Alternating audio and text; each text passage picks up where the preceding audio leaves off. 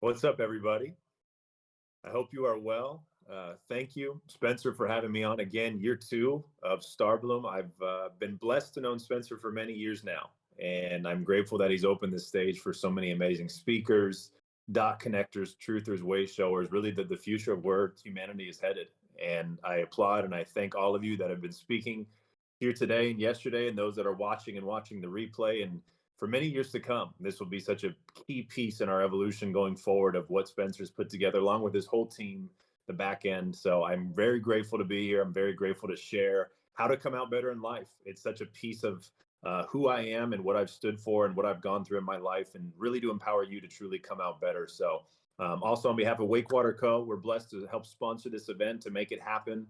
I know Spencer's put so much time and effort into this, and I've been a big fan of his work for years, and he's taught me a lot. So I'm very grateful for him as a brother and a friend of mine and a part of our community as well.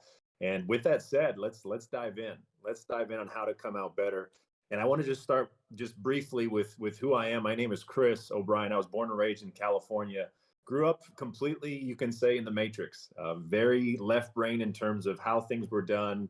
Was a college athlete, pretty much lived life by the book, did all the things we should. And there was so much more to life that I'm now learning and experiencing that have helped me come out better to places I used to be. I was an athlete growing up. Now I'm an entrepreneur. I own multiple businesses. I helped co-founded Wakewater Co., which is a global community focused on spreading awareness to water, health, hydration, financial literacy, abundance, and overall just self-growth and self-development. And I know going forward, so many of us that are on this call watching the replay are a part of a community, are calling in a community. And that's what makes this world really go around. It's these little groups that come together and bridge and are able to paint a picture that helps the world truly transform, like a phoenix rising out of the ashes. I know earlier, I forget her name. As soon as I popped on, she was talking about the phoenix rising from the waters, a golden phoenix. And it was the craziest synchronicity because that's what my brand really stands for. As you see the phoenix right behind me, and coming out better is coming out better from the ashes. So over these years, when I had my spiritual awakening in 2017, an out of body experience, which I never had experienced in my life, I came back into my body, and this voice, this language, this just knowing started to pour in, and life started to change drastically. And I was faced with a ton of adversity at the time. My father had been sick with cancer. I had lost a lot of money. I had shifted all of my habits and lifestyles very, very quickly. And things changed for the better after I crashed and burned, right? After I crashed and burned. So there's so many different things that I'm going to be touching on here in the next 20 minutes or so. And I value everyone's time and going to give you the most value as I can possible. So by the time I finish this, you feel a different sense of purpose, a perspective, a shift perhaps in your language and how you perceive life within and without, within and without you. So the brand Come Out Better came just from me driving, and it just popped right in with my initials, COB, Chris O'Brien, and my logo is the Phoenix. And truly, it's all about taking something in your life, which so many of us have gone through, a mistake, and turn it into a message, a mess. We may be in a mess, and your mess is someone's masterpiece, right? The failure that you experienced is actually feedback in disguise.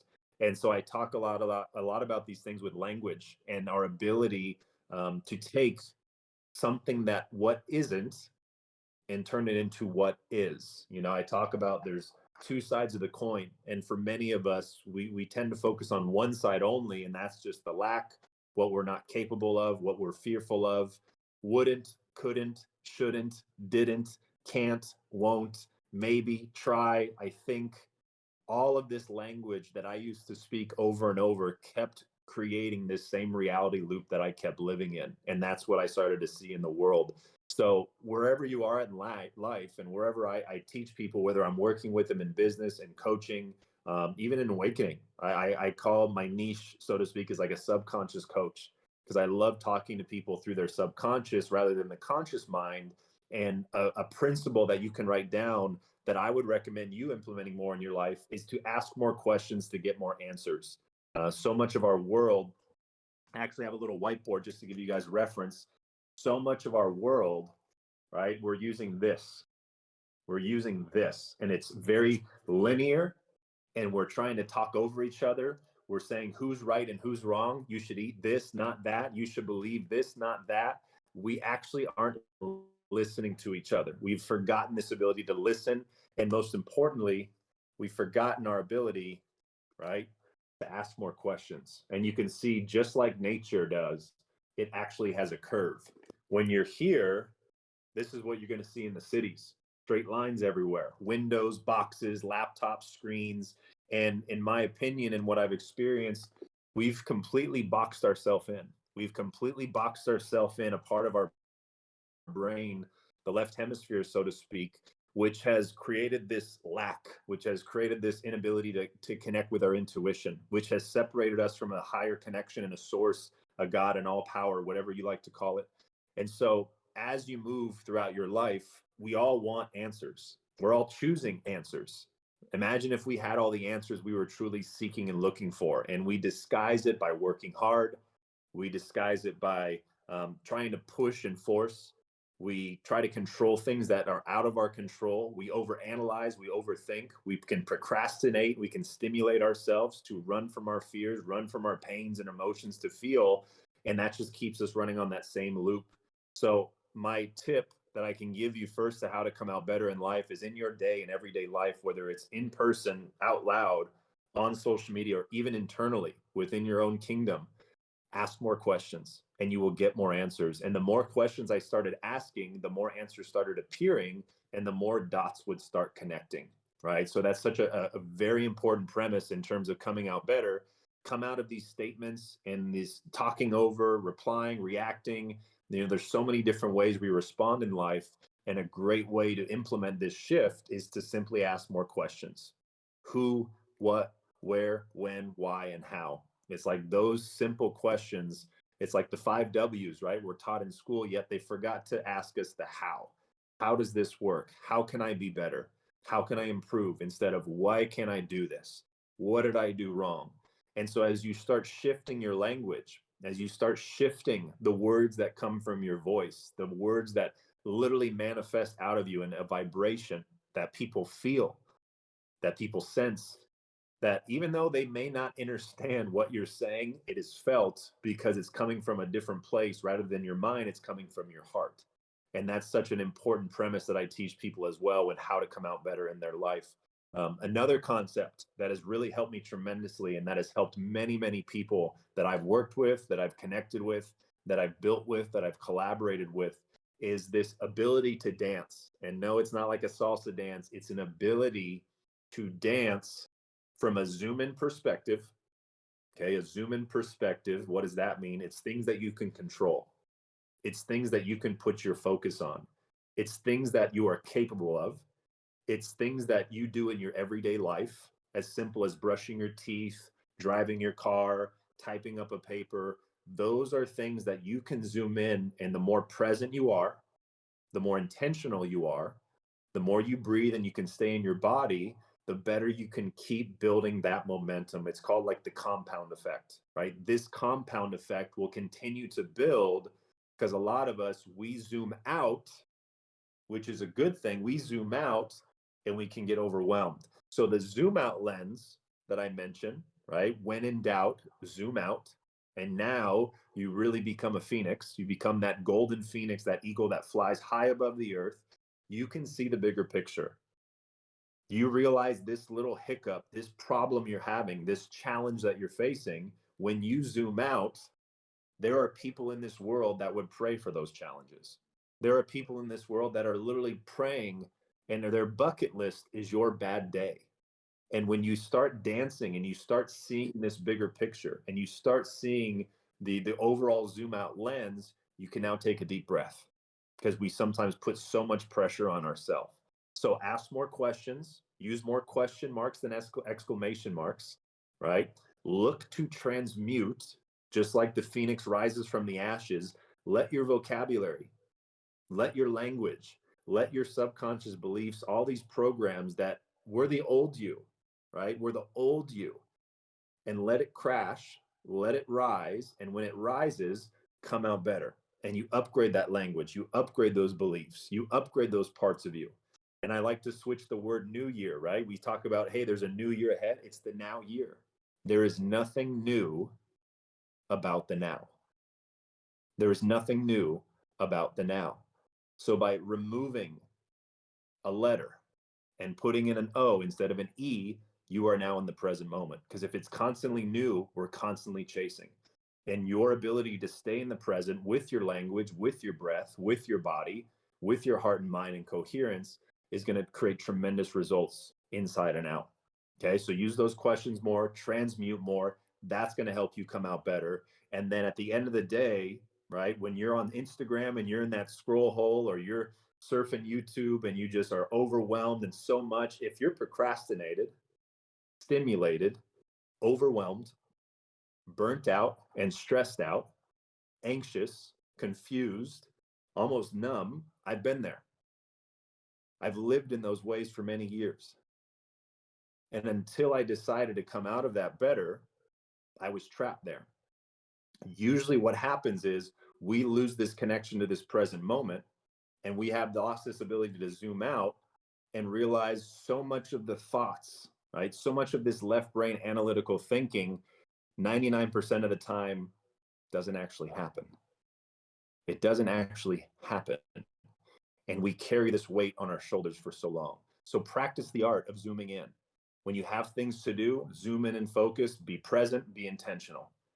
When you're done, zoom out, see the bigger picture, where you're going, zoom back in, take those next steps to make it happen. And as you practice this dance that we do on our phones, when we zoom in and we zoom out on our photos and our cameras, and you constantly practice this, you are rising and falling, and you are coming out better each and every single time. So that's another implementation that I like to use when sharing people how to come out better in life. Now, there are pillars. There are pillars in life that I like to talk about.